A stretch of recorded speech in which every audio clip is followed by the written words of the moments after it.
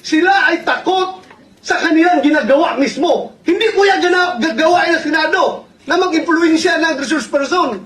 Never pa nangyari yan na mayroong pumunta doon sa baba, tinakot yung nakakulong. Gawain nila yan sa House of Representatives. We should be independent. We have to stand on our own.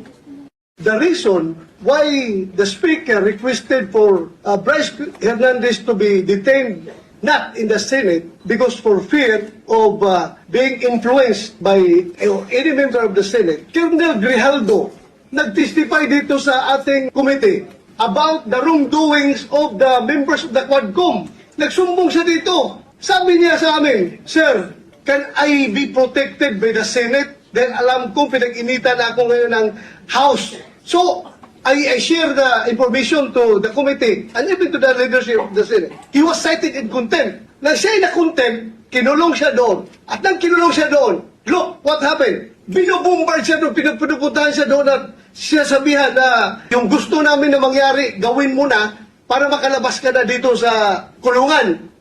Hindi nag-give in si Colonel Grijaldo, kinulong siya hanggang natapos ang 19th Congress. Hindi natin sila dapat sundin kung anong kagustuhan nila.